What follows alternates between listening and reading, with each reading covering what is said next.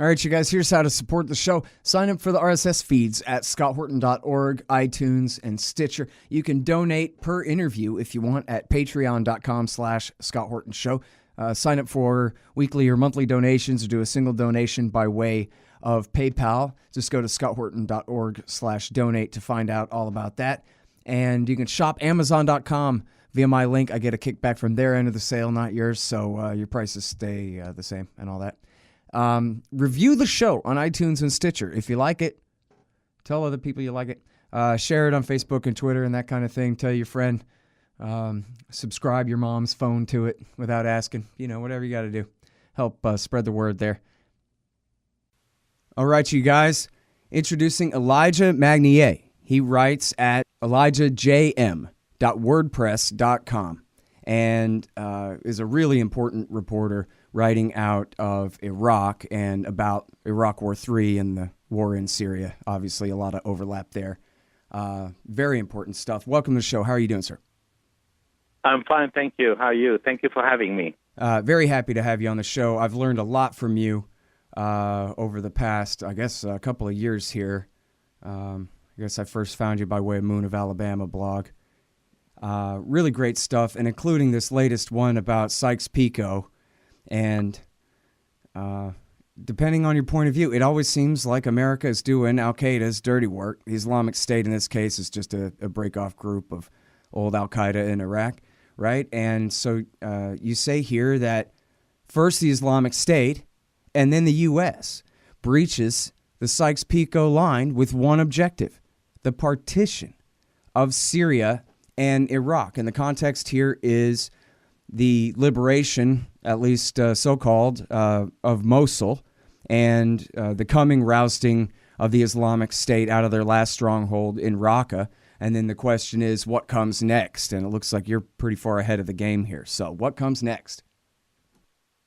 Well, actually, it's very clear that the United States forces in Syria have decided to establish itself, having several military airports, several military bases spread in between 8 to 10 locations, and they have the intention to remain there under the pretext of fighting the Islamic State, and they are fighting the Islamic State, ISIS, in Raqqa, in the northeast of Syria.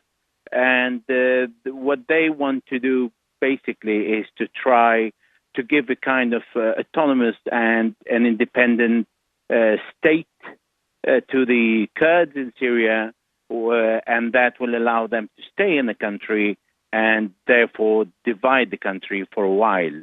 I don't think they have a long-term strategy beyond that, because if they establish themselves in an area where the Kurds are the majority, but they're not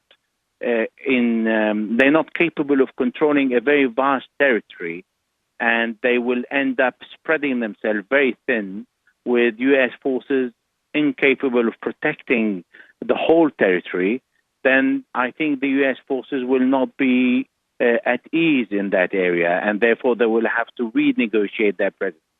Right at the moment, this is what they are doing in Syria, and similarly, they are not discouraging the Kurds in Kurdistan, Iraq, to declare independent state, and therefore they will have the Kurds in Syria and in Iraq linked together more or less, not under one leadership, but dividing Bilad al-Sham and Mesopotamia.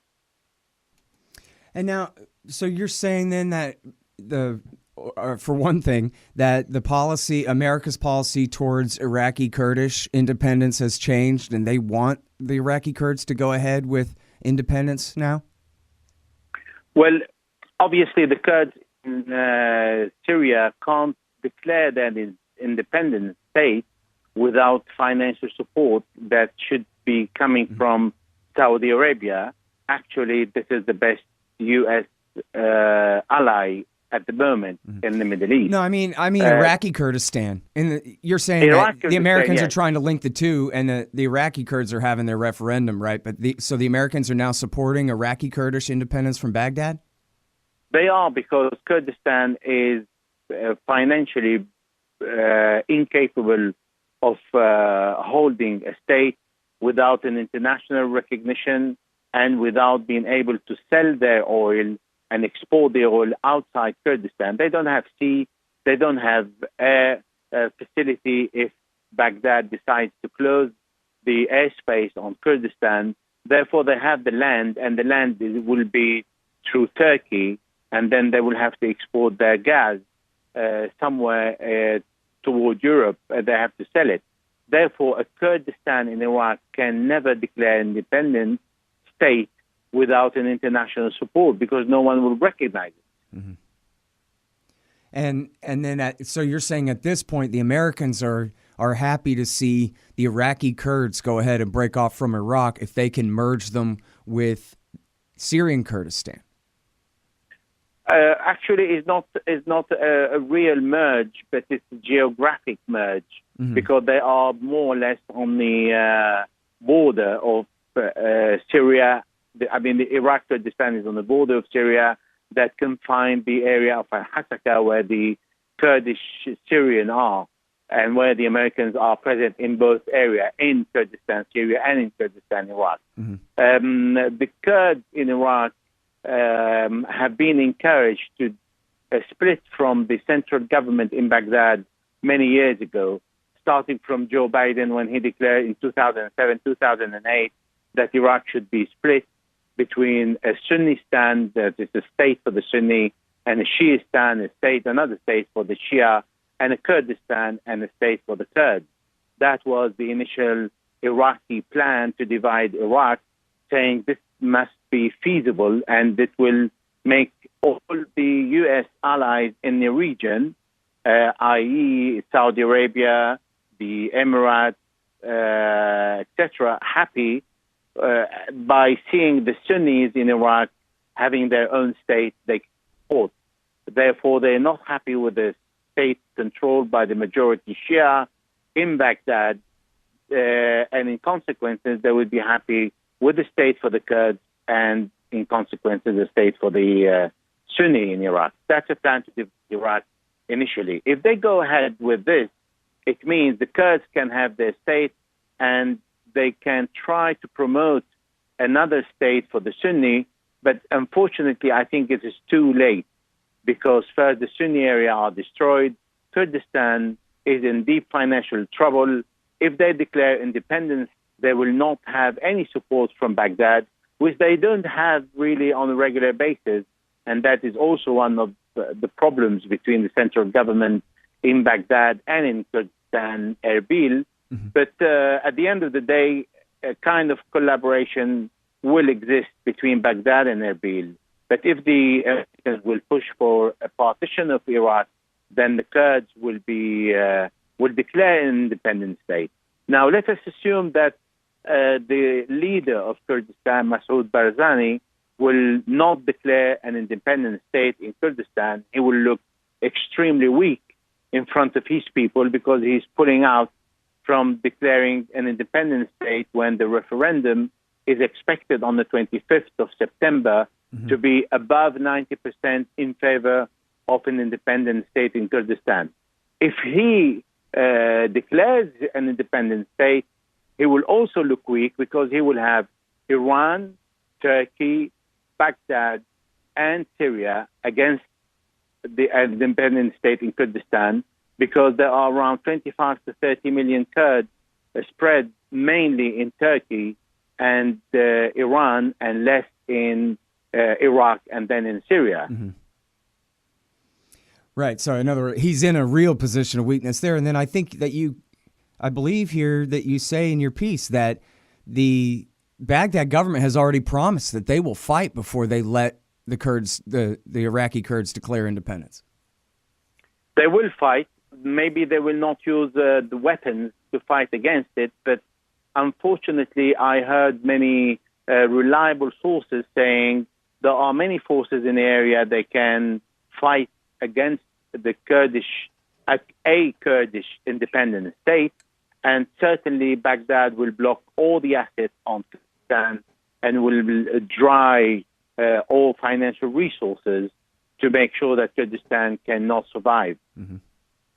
Yeah. Well, like you say, they're completely landlocked and their population is completely divided by 4 or 5 different states and all this. So I can see what you mean about how Talabani, was it Talabani or Barzani? I get them confused, is in such a difficult spot here. Yes, and I think Barzani now is in a weak position. Mm-hmm. Let us assume he declares independent state.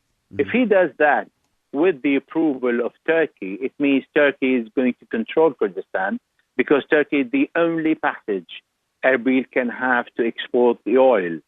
Giving his neck to Turkey, it really means putting himself in real trouble, because Turkey will make sure the Kurds in Turkey will never raise their head to declare an independent state, and he will show how he is in control not only of the Kurds in Turkey, but also the Kurds in Iraq. Mm-hmm. So he is losing on all sides. Right. Okay, so now let's talk about the new Sunni stand for a minute here. I got to give credit to Pepe Escobar on this show. I'm pretty sure it was probably even in 2011, but 2012 at the latest, early 2012 at the latest, he said on this show that, yeah, look, they're trying to create a Sunni emirate, basically a Saudi-backed emirate in eastern Syria, that they'd already sort of backed off the policy of necessarily overthrowing Assad, but definitely what they wanted to do was split Syria and control the east. And it sounds like you're saying that that's what they're moving towards there, except I think you also kind of referred to the fact that there's really no one to rule it either, though, right? I mean, when Iraqi Sunnistan finally declared independence, it was under the rule of al-Bakr al-Baghdadi, and, you know, Zawahiri's former guy. So, yes, absolutely. Now, let us see what Baghdadi did to the Sunni in Iraq and Syria. But let us talk about Iraq first. Wherever Baghdadi and ISIS or ISIL was based, in every Sunni city in Iraq, this Sunni was destroyed and completely damaged. The population was internally displaced, and they are refugees in their own country, living in tents. So the Sunni in Iraq suffered a lot because of their support to Baghdadi. Now, there were many mistakes by the Iraqi government and the central government in Baghdad, but I mean, the Gulf support to the Sunni in Iraq today can only be financial, because the Sunnis cannot rise again for the next 20 years. They need to reconstruct the country, and Baghdad doesn't have the money to survive. They have a problem in financing hospitals. They can't pay the army. They can't pay the social services, and they certainly cannot reconstruct the country. And therefore, if they can't reconstruct the country in general, they can't do that particularly in an extremely damaged area that is the Sunni area, in Al-Anbar, in Nineveh, in Salahuddin. All these provinces are completely damaged today.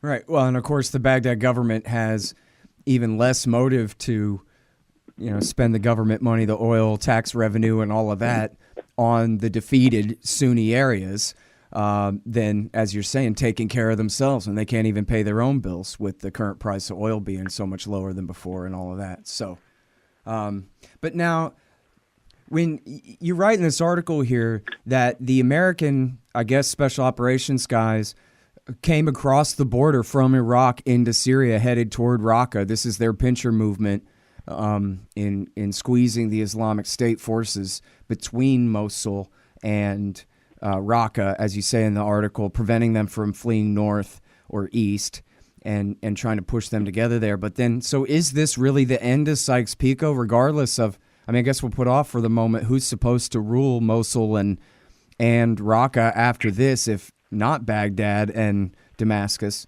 But that, I guess, what I'm trying to get at is, how certain are you that the Americans are really ready to go ahead and call it quits on the old Iraq-Syria border and really go ahead and create a new Sunnistan there as a neighbor to the new Kurdistan they're putting together? I think the Americans are mainly focused now on creating their own military bases in the Syrian Kurdish area, because they already have bases in Kurdistan, Iraq. I don't think the Sunnistan is feasible in Iraq today, because there is a need of huge financial support to reconstruct the country. And I don't think Donald Trump is in the mood to invest a lot of money in Iraq for no result. But I think what they're doing, yes, they are crossing the borders from Iraq to Syria without asking the permission from Baghdad, and they're crossing into Syria without asking the permission from Damascus. They're not fighting the Islamic State by hitting the Syrian army. This is not the fight against the Islamic State. They are fighting the Islamic State in Raqqa and in Tabqa and around Raqqa. But once ISIS is defeated, are they going to leave? They're not going to leave. This is why they went to stay on the Al-Tanaf crossing, that is further down close to the Syrian semi-desert. And this is where they establish another military base, thinking they are establishing a new red line to Russia and to Damascus and their allies. But what Russia and Damascus and their allies did, they just went above, and they kept a distance between 50 to 60 miles, and they continue the liberation of the area between Al-Tanaf crossing and Raqqa, making sure that the Americans will not enjoy a base there, therefore forcing the Americans sooner or later to pull out from Al-Tanaf and to stay in the area of Al-Hasaka and Raqqa. Therefore, the Americans, yes, they are crossing Sykes-Picot, careless about the borders between the two countries. Otherwise, they need to seek permission. They have the mandate to fight terrorism wherever they want in the world, according to the United Nations, but they're not limiting themselves to fight terrorism only in Syria, because they are fighting against the Syrian troops. They have bombed the Syrian troops, and they prevented the Syrian troops to advance in an area where ISIS is not present. In Tabqa, ISIS is no longer present. So therefore, when the Syrian army advanced toward the Tabqa, the U.S. Air Force bombed the Syrian army, and that is certainly not ISIS. Mm-hmm. So all that is very clear for us. That is the U.S. intention to stay for a long period of time in Syria. But I don't think the Americans have a very clear mind after staying in Raqqa and in Hasaka, what is next? So what they're going to negotiate about? Damascus is not going to negotiate their presence, right. And Damascus is not going to accept their presence. And there are many tribes in the area, in rural Raqqa and Deir ez-Zor, who will fight the American forces in northeast of Syria. So therefore, on the long term, yes, you have bases, military bases in Syria, but what are you going to do with these bases? Are you going to substitute the one that already exists in Turkey? It's not logical. They're going to keep the one in Turkey because Turkey is a NATO ally and is going to remain as such. There are common interests in between both countries, the United States and Turkey. Therefore, having a presence in Syria, Damascus is expanding its control.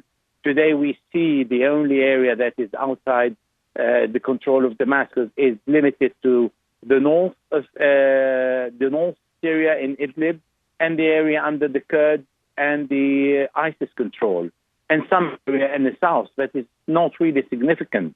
Therefore, at the end of the day, Damascus will have, the central government in Syria will have the control over the vast territory, and the regime change idea has failed. It's not going to happen. So therefore, I really don't understand what is the American purpose on the long term, but to negotiate with Syria about their presence, and Syria is not going to accept their presence. Yeah. There's must be a real strong disincentive in D.C. toward asking, what do we do next? They seem to, as you're saying, they seem to think they're going to stay, but I haven't heard or read anything about, so here's our plan for who will rule Raqqa next. I mean, the closest thing I saw was the hawk, General Ralph Peters, on Fox News say he was actually asked, well, if we got rid of Assad, who would rule Syria in place of Assad and the Ba'athis? And he said, the Kurds, which is just completely laughable when, as you're saying here, Yeah. we couldn't even get the Kurds to rule Raqqa for us, this predominantly Sunni Arab city. They'll be lucky if they can hang on to their own little Syrian Kurdistan at all, much less rule any of the rest of Syria, never mind the capital city and the rest of the entire population of the country under the central government. I absolutely agree with you. The Kurds represent more or less 20% of Raqqa. The Arab tribes are not going to accept the ruling of the Kurds in the city, and the Kurds cannot extend themselves to control a vast territory from Al-Hasaka to Jarablus and down to Raqqa. And they don't even have any intention of doing so, do they? Well, we hear very little about them because they're not saying much. What they are saying is they're happy with the American support, and what they said for the first time when we hear a Marxist group like the YPG or the Kurdish forces in Syria saying that we are praising Saudi Arabia, that is a Wahhabi Sunni state that is supporting jihadists and is certainly not supporting secular Marxists in Syria. So when we hear that, we understand that this is more or less the will of Saudi Arabia because this is something very new, and that the Kurds are in need of money to reconstruct their area. But at the end of the day, the Kurds have been trying to create a balance in Syria between the jihadists, between the Syrian army, and between all the other forces present in Syria, because they are a minority and they want to remain as such. Now, the only state or entity who put in the hands of the Kurds that they have to declare their independence in Syria are the Americans, because American is a superpower country, and there are military means to impose a kind of protection to the Kurds. Now, the Kurds, let us be frank, they have this kind of dream since always that they want their own state, which is right in its own way, because they are the biggest group in the Middle East with between 20 to 30 million Kurds without a state. So they are entitled to their state, but they are entitled to kind of federation, or they are entitled to kind of autonomy, but in coordination with the central government, not to create a partition in the country they live in and to have everybody against them. So they're not in need to increase their trouble. They need to solve their problems. Mm-hmm. So when we hear the Kurds praising Saudi Arabia, that's really scary. All right, hang on just one second. Hey guys, The War State by Mike Swanson. Great book about the rise of the military-industrial complex after World War II. And check out all his great investment advice at wallstreetwindow.com. And if you want to buy some precious metals, you go to Roberts & Roberts Brokerage Inc. That's rrbi.co. rrbi.co. Buy your anti-government propaganda at libertystickers.com. Stickers for your band or your business at thebumpersticker.com. 3T Editing for your writing project at 3tediting.com. And, of course, sign up for Tom Wood's Liberty Classroom, Darren's Coffee, etc. via my links on scotthorton.org. Go-Kart Galaxy for your mini bike parts, too. All right, so I don't know. At the end of the day, then, the Americans have really no plan for who is supposed to control the city of Raqqa after they roust the Islamic State out of there?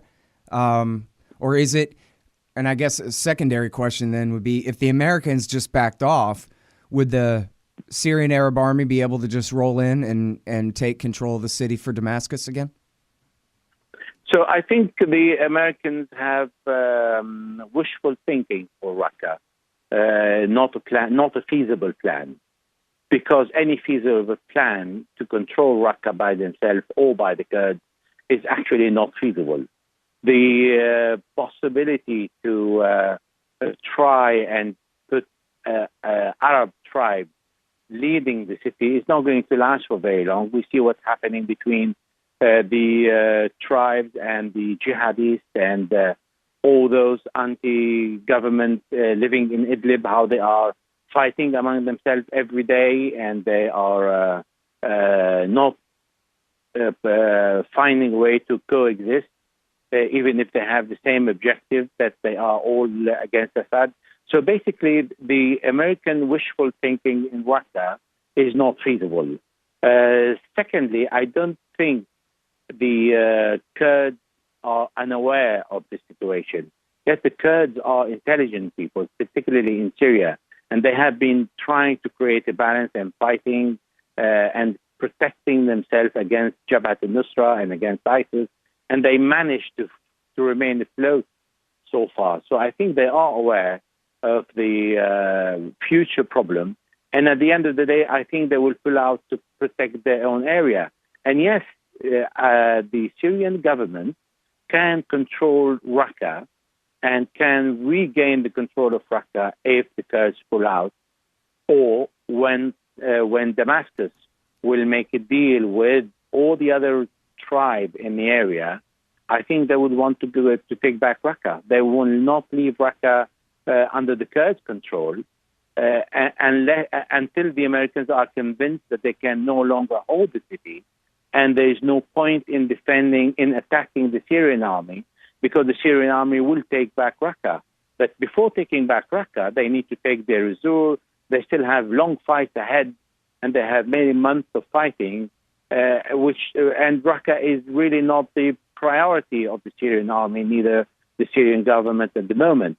If the Kurds want to take Raqqa and administrate it at the moment, the Syrian government will say, we don't agree with that, but they will continue fighting ISIS as a priority, because everybody now is finally understanding that Al-Qaeda is Al-Qaeda and they're not Syrian rebels, and Al-Qaeda is taking control of Idlib and is kicking out all the other, let's say, moderate and less extremists.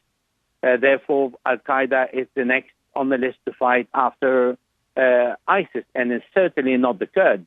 So I would put the Kurds at the last to make a deal with the Syrian government of how they can deliver Raqqa back to the Syrian government once everybody understands that it's not possible to control the city by a minority like Kurds. Mm-hmm.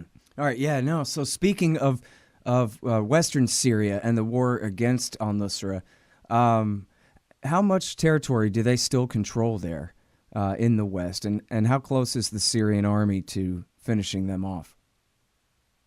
Well, I don't think the Syrian army is ready to finish off Al-Qaeda today in Idlib for one obvious reason.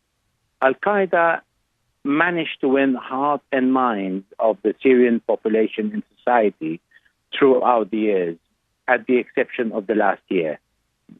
When in the last year they started to agree on a ceasefire, and they've lost many essential battles, starting with the Battle of Aleppo, then Al-Qaeda understood that it's better to withdraw and pull out and stay in a big city like Idlib. And now Al-Qaeda managed just last week to expel Ahrar al-Sham, the second biggest Syrian group with jihadists and foreign fighters among its rank, but not the majority, a minority. So they managed to expel Ahrar al-Sham from Idlib. Therefore, today Al-Qaeda is in control of Idlib and managed, luckily, to attract the anger of the Syrian population, who are starting to understand that Al-Qaeda is Al-Qaeda and is not Syrian rebels, and that Al-Qaeda has plans that don't fit with the Syrian expectations. Therefore, why interfering today in Al-Qaeda and the rebels' affairs when they are both fighting against each other, and they are starting to reach an end. So they are reaching a term with Al-Qaeda, unwilling to have Al-Qaeda ruling in a big city like Idlib, where there are more than 1.5 million of the population living there, that include many refugees who returned from Turkey to live in Idlib after the ceasefire has been established in the city. Therefore, when Al-Qaeda is ruling a large number of the population, this is where Al-Qaeda needs to provide services, not ask for taxes like they are asking all the time, and not attacking the other Syrian groups like they are doing now, and expanding their attack to other groups who do not accept their ruling, or they still having the flag of the Syrian revolution. They refuse the flag of the Syrian revolution, and the leader of Al-Qaeda, Abu Muhammad al-Julani, in fact, many years ago said, the Syrian revolution doesn't exist. There are the Free Syrian Army are a few hundreds,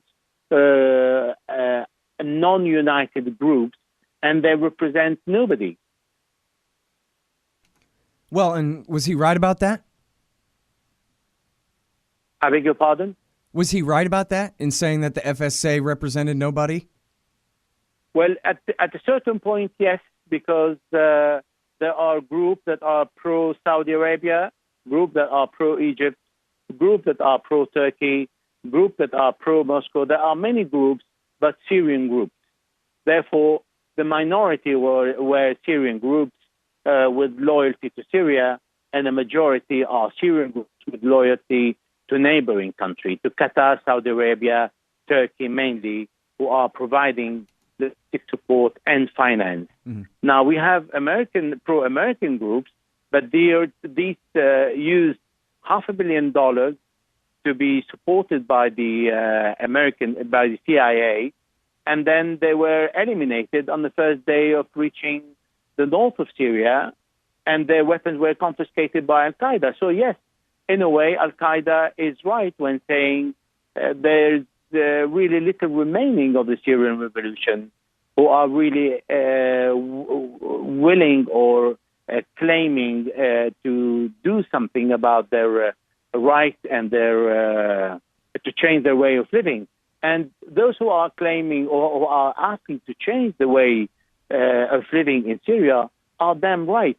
There is a kind of dictatorship in the country, but the solution is not to change the regime and to allow Al-Qaeda and ISIS to rule the country. This is where we're heading.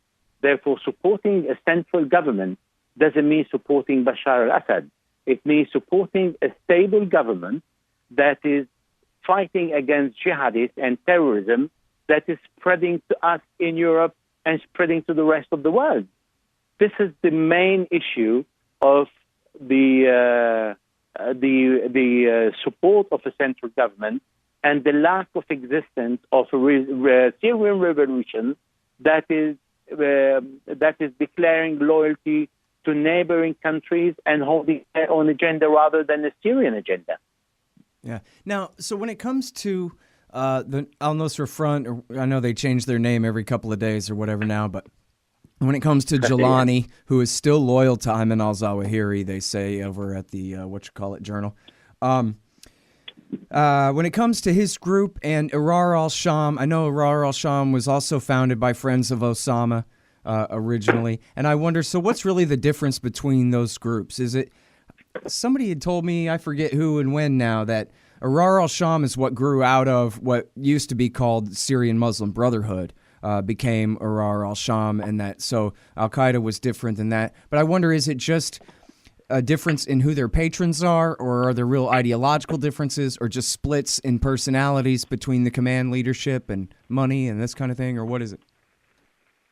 Now, let's go back to the origin of Abu Muhammad al-Julani, the emir of Al-Qaeda in Syria. The emir of Al-Qaeda in Syria was a lieutenant of ISIS, an ISIS lieutenant under the command of Abu Bakr al-Baghdadi, the leader of ISIS, who was leading the Al-Qaeda in Iraq and then Islamic State in Iraq, and who himself sent Abu Muhammad Julani to Syria. This is where the ideology of Abu Muhammad Julani comes from. He is an ISIS officer. Now, he turned from being an ISIS officer to become faithful to Ayman al-Zawahiri, the leader of Al-Qaeda Central, who replaced Osama bin Laden, only to protect his neck and to lead an organization in Syria and no longer be dependent on al-Baghdadi. So basically, he saw himself from being a lieutenant or a captain to a general from one day to another. So he didn't want to return in rank, and he ran his own organization by declaring loyalty to Zawahiri and became the emir of Al-Qaeda in Syria. Now, sorry to interrupt for just a second, but just to recap that so I understand you right. It's always characterized that, well, ISIS is a split off of Al-Qaeda, but really what you're saying is that at the same time that Baghdadi was splitting off from Zawahiri, really Julani was splitting off from Baghdadi, who really was the leader of Al-Qaeda in Iraq, which at that time was going by the name of the Islamic State. That Baghdadi was higher in rank than Julani. Julani was the one who split off from him. At the same time, he was splitting off from his commander, Zawahiri, hiding in Pakistan. So, Very interesting. so just to say, ISIS split from Al-Qaeda only because of Julani. Because the day Zawahiri said to ISIS, you stay in Iraq and Julani stays in Syria, this is when Baghdadi declared rebellion and split from Al-Qaeda. This is in the spring of 2013, a year before the actual creation of the state, of the Islamic State in Mosul. Yes. Yeah. So when Baghdadi declared the Islamic State in Iraq and in al-Sham, Syria, the Levant, it was the day when Julani answered by saying, I belong to Al-Qaeda and I don't belong to you. This is when the split happened. Right.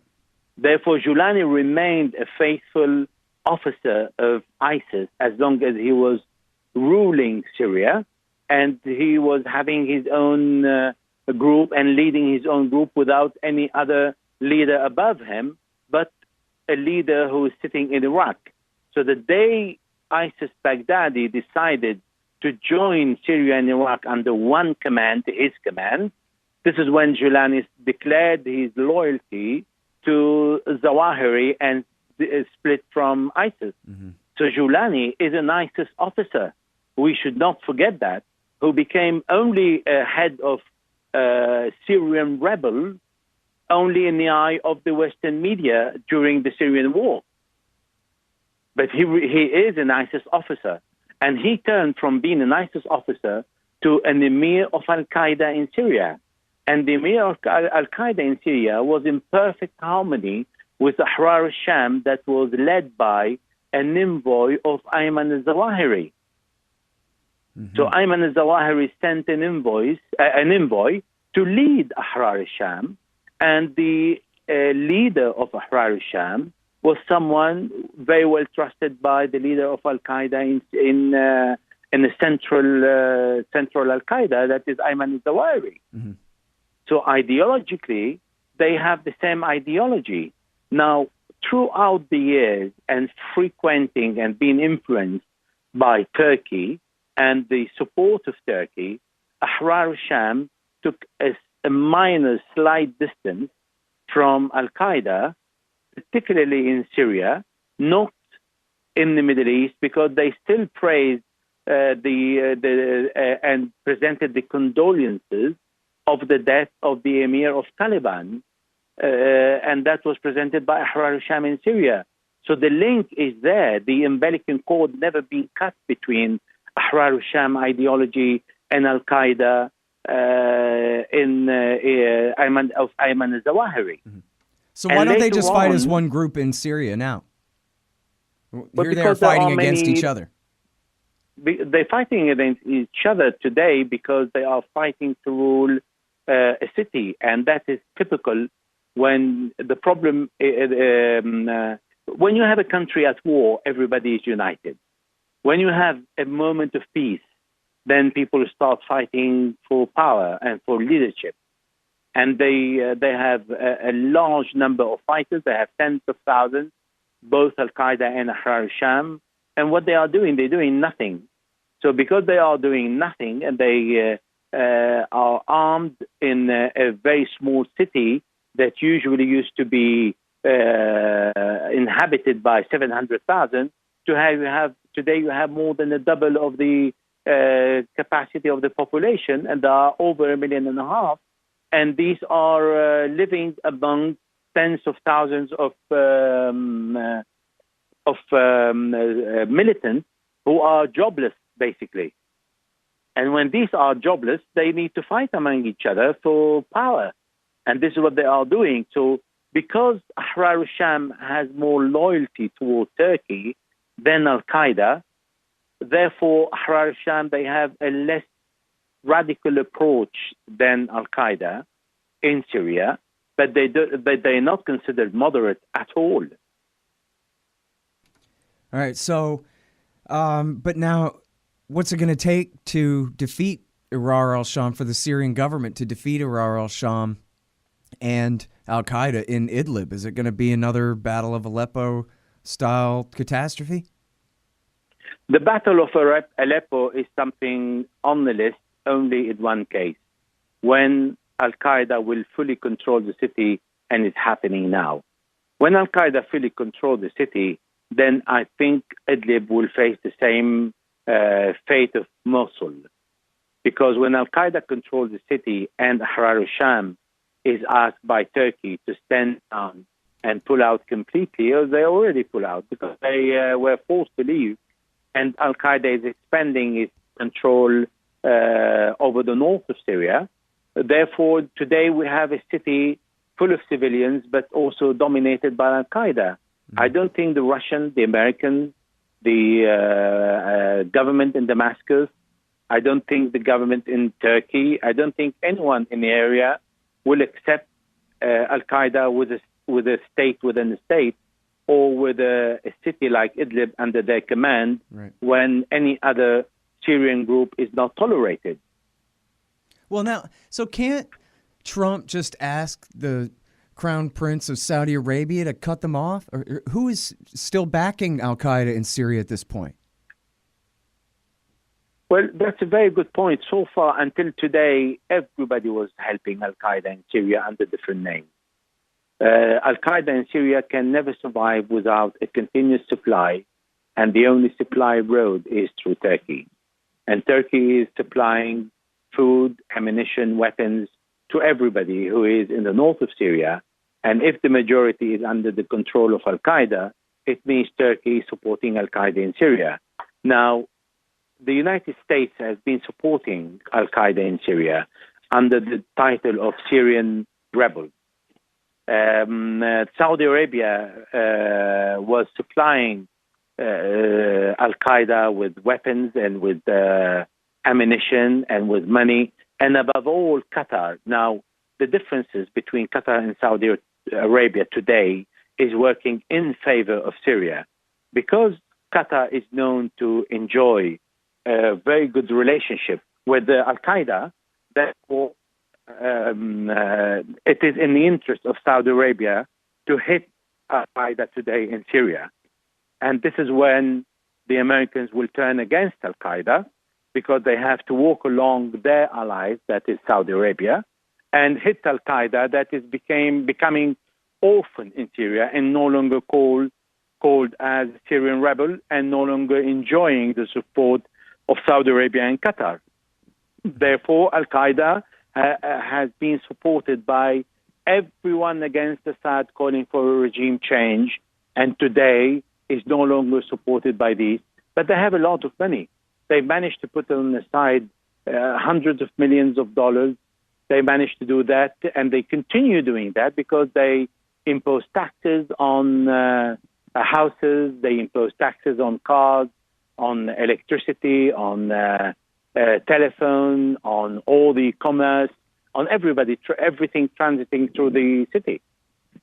So they are surviving. And then, so when the Washington Post says that everybody's on the East Coast, I guess, is upset that Trump is calling off CIA support for al-Qaeda in Syria, is that really right? That the CIA is finally, as I predicted 6 years ago or something, stabbing these guys in the back, Bay of Pigs style, and leaving them to be slaughtered? Or is this going to just continue? And I guess the second question is, how independent is the Turks' policy from the Americans? Okay, I don't think the right word is the CIA is stabbing al-Qaeda in the back. I think the CIA is waking up that the CIA has been supporting al-Qaeda that is responsible for 9/11 and the killing of Americans since 9/11. I mean, is that possible to imagine that the American people are paying money for the government to support their killers of al-Qaeda? I mean, that is inconceivable. So I don't think the CIA is stabbing al-Qaeda in the back. The CIA should have stabbed al-Qaeda in the neck a long time ago. Yeah, no, I didn't mean to say, you know, boo-hoo for them or anything necessarily, but just we could see this coming quite a ways back, that America's supporting these rebels, but not really enough to overthrow the government in Damascus. So at some point, they're going to betray them.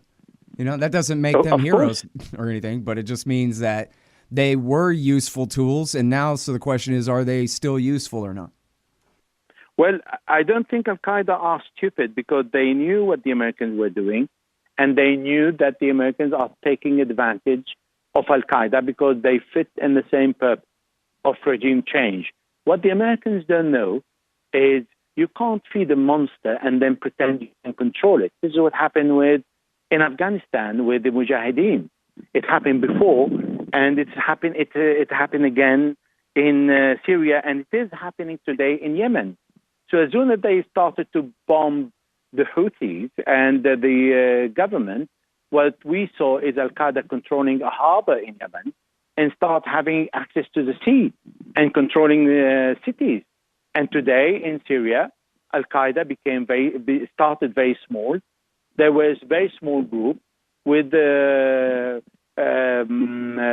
few officers spread here and there with enough money to buy loyalty, and they started to form and to inject ideology in the head of people, and they became strong, and they said, we are buddy-buddy with the Americans as long as the Americans are serving our purpose, and even they will just turn against us later on. But the day the Americans turn against us, are they capable of defeating us? Are they capable of removing us from Syria? They're not, because they are part of the Syrian population in Idlib. They are married with Syrians. There are foreign fighters from tens of different countries in the Middle East, Europe, the United States, everywhere, from all continents, from all walks of life. And they are there, and they are much, much stronger than the day they put foot in Syria. So therefore, you can't just say, okay, now we've pulled the plug off. But how big is al-Qaeda today? The day you decided to pull off the plug, is al-Qaeda weak? Is al-Qaeda weaker than the day when you started supplying weapons? Al-Qaeda supplying a laser-guided missile that really were significant and played a very significant role in every single battle. Now today, al-Qaeda, they have drones, they have remote-control tanks, they have suicide bombers. They are capable of using 120 mil artillery and mount a very strategic, forceful attack on different fronts. They can work with different military arms, so they can work with the infantry, with the artillery, with the drones at the same time and coordinate their plans. They've enjoyed the Turkish military planning. They've enjoyed information coming from intelligence services in Jordan and in Turkey, from the Americans, from the British. They have learned tremendously from what they were at the first beginning. And al-Qaeda enjoyed less than 200 to 300 European foreign fighters in the 80s. Today there are thousands of Europeans fighting with al-Qaeda. It's a huge difference today between the al-Qaeda of the 80s and the al-Qaeda of 2017. Well, let me ask you this. In Yes, Iraq sorry. War II, Zarqawi and his guys, the leadership of what they then call, I guess starting in 2006, they called the Islamic State of Iraq. The leadership was mostly all foreigners, right? Zarqawi was a Jordanian, and then he had a lot of Saudis and Egyptians.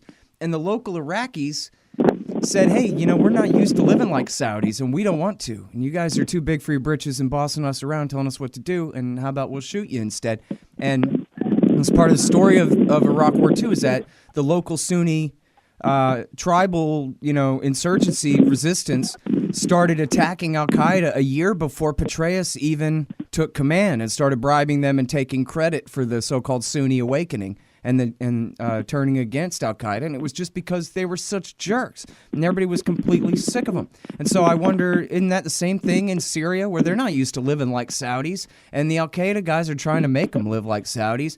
And is that not enough to engender enough resistance against them? I think you were saying earlier, people are sick of these guys getting them into such trouble all the time too, That's true. But what is also correct is that Al-Qaeda, as I just said, is learning a lot. And by learning a lot, what Al-Qaeda did is they have appointed the leader of their new name is Hayat Tahrir al-Sham, which is always Al-Qaeda, from Nusra to Hayat Tahrir al-Sham to whatever, a Syrian.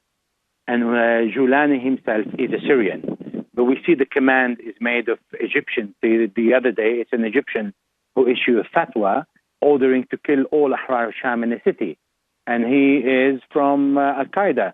So what Al-Qaeda is trying to do is every time they see unhappiness among the population, they try to play a lower profile and they try to compensate. They no longer having the same rigidity as they used to have, because it's an evolving non-state actor. It's a group that is highly intelligent and a group that is learning an awful lot throughout the years. And in Syria today, the experience of the awakening that was successful in Iraq today is not possible to do, because another group cannot start a fight against Al-Qaeda in Idlib, where there are 1.5 million or 2 million of the population. You need an army like the Iraqi army attacked Mosul. You need the Syrian army attacking Idlib and the population to come out of Idlib for the Syrian army and its ally to go in. Mm-hmm. So it's no longer a question of training tribes to attack Al-Qaeda, because Al-Qaeda is a little bit everywhere. It's not completely isolated. Right. The command may be isolated, but the population is infested with Al-Qaeda members. So this is just not that easy. As I said, you feed a monster. You don't think that you can just kill the monster from one day to another. Yeah. Well, and that's exactly the thing. Whether our government is fighting against Al-Qaeda or fighting on their side, and flip a coin depending on the theater of war and the time of the year, we're making them bigger and stronger all the time. The Islamic State or al-Nusra, whichever you call them. And then here's what I think is the ultimate irony of this. Just, as always, just trying to ask the question of what comes next here. It seems to me like this recent policy of creating an Islamic State, or an Islamic province, and then smashing it, is proving Zawahiri right, and proving those in the 1990s in Al-Qaeda who said that what we got to do is focus on attacking the Americans and focus on attacking the Americans' Western allies, because if we ever try to create our own Islamist province or state or caliphate or whatever it is, they will come and bomb it. And so we're really proving them right and Baghdadi wrong, that, hey, let's create or for that matter, Jolani wrong. Let's go ahead and create some positions, dig in and create a government and all of this stuff. We're proving that, no, you gotta, do what this guy said. I hate to even repeat it out loud. Keep knocking down our towers and keep bogging us down until our empire is finally completely bankrupt and leaves the Middle East, and only then can they have their way. And so we're creating, as you said, we've multiplied the numbers of these enemies by thousands and thousands and thousands, and then we smash all they got and turn them back against us. Yeah, I fully agree. The day the Americans will say we are staying in Raqqa and we are staying in al-Hasaka and the northeast of Syria, you will have the insurgency of ISIS, you will have Al-Qaeda, you will have Hezbollah, you will have the Syrian government, you will have the Arab tribe, and you will have every single one against the American troops. Do you think the Americans know that? Well, do you think the Americans have learned from history something? No. I mean, when they, well, we're talking about say, James Mattis, right? So no. Yeah, well, when you hear the CIA is stabbing Al-Qaeda in the back, I mean, you say, in which world we are living? I know. The CIA should stab Al-Qaeda every day in the back. Yeah. And it is not justifying to say, you can't justify a regime change by supporting Al-Qaeda if you want to change the regime. Why on earth you want to change a regime? Instead of the Americans supporting the defeat of the terrorist groups in Syria and Iraq, instead of thinking of dividing Syria and Iraq and giving a state to the Kurds, a state to the Sunni, state to the Shia, and another state to the Kurds in Syria, and then divide the country, go and fight against terrorism, and then impose the democracy and say, now it is time when we get rid of all the terrorists, now we need to see a democratic country and a government elected by the population with the freedom that the Syrian people want and desire. It is not, we can't impose our culture and our ruling on every single country. It is not possible. But we can claim, we can say, we help to remove terrorists, we help to eliminate terrorism as much as we can, we help to reconstruct the country, but now in exchange we want a moderate government. Yeah. Well, and that you know, is possible. It kind of goes without saying usually, but it really is a huge part of this story, just as much as all the rest of what we've talked about here today, is that, and I don't mean this, I don't bring it up too much because I don't want to sound like I'm bragging or something like that, because that's not the point, but just that there are a lot of people who knew it all along and said so all along. I mean, it's unbelievable that we're even having this conversation in, more than halfway through the year 2017, when people like Patrick Coburn and Pepe Escobar and Eric Margolyes and Philip Giraldi and all these, great, the guys at Moon of Alabama blog, they don't miss a beat, Bernard over there. There have been people who've been saying since 2011. I remember the first report in the Observer would have been right around this time, 2011, that said Prince Bandar is sending jihadists to Syria. And it wasn't much later that Eric Margolyes said he was in France, and he has all these very high-level sources in France in intelligence and in the military. And they said, hey, we got a regime change going on. We got special forces there training rebels right now. And all the reports of the guns coming in from Libya and all this stuff, knew it all along. So the fact, and not the point isn't just to give credit to all these people or whatever, but it's just to raise the question of how can we live in a society where this is not a covert operation? This is, they call it clandestine or whatever it is, but it's been in the New York Times all along. We've all known all along that the CIA is backing bin Ladenite, basically veterans of Iraq War II. The guys who were the worst part of the Sunni-based insurgency in Iraq War II. That's who we've been backing all along, and they've done it all along. And they only just announced that they're calling it off the other day. And when the Washington Post announced it, they said, in a move sure to please the Russians, and portrayed it as treason to stop backing al-Qaeda on the front page of the Post. Yeah. Well, I can tell you, from my point of view, I think, first, there is no accountability. Second, the problem lies in the think tank and the so-called analysts who cover Syria and Iraq from very far and have no clue about what's happening on the ground. They collect their information from social media, and they are paid by countries who have an agenda, and they promote regime change, and they try to inject in the head of people that what they are saying is right, and that supporting Al-Qaeda is good because these are not Al-Qaeda. They are called Syrian moderates. And now suddenly they wake up and they call them Al-Qaeda. And third is because the newspapers, the mainstream media, walked all along because they lost credibility by accepting non-reliable information and to including social media rubbish in their articles as a face value and as the first-hand information. That's a manipulation of the people's mind and redirecting people's understanding of what's happening on the ground with their own wishful thinking and with their own agenda. That is the problem.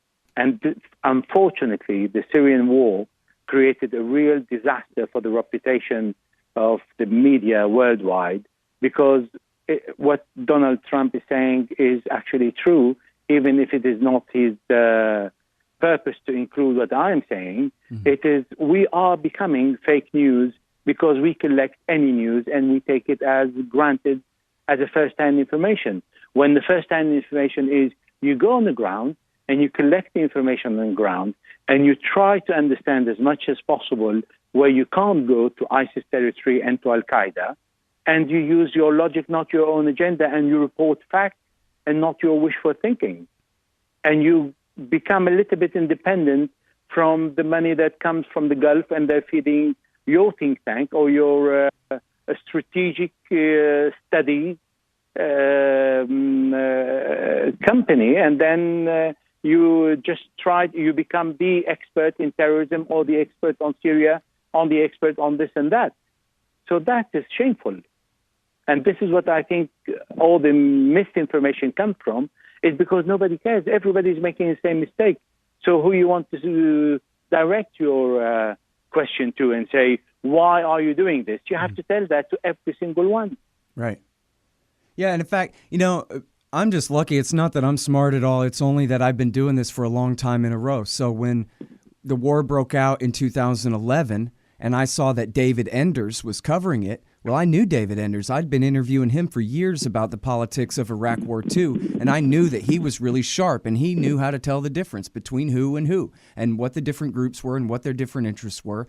And I left him out when I listed a bunch of guys that got it right, but he was even abducted by Al-Qaeda, and then they let him go back in 2012. There was... that was my thing. I don't usually leave Texas very much, but I know who does know. So I was talking with Enders and Coburn and these people who really do have their act together. And now I'm in contact with you, and I'm very grateful for that. I hope we can do this again, Elijah. It's been really great. Thank you. It's my pleasure. All right, you guys. That is Elijah J. Magnier, and he writes at elijahjm.wordpress.com. You can also follow him on Twitter, and he writes for a couple of different news organizations in the Middle East, but I believe it's all reprinted there at elijahjm.wordpress.com. I'm Scott Horton. That's the show. Check out the full archives at scotthorton.org. 4,500 and something there at scotthorton.org, and follow me on Twitter at Scott Horton Show. Thanks.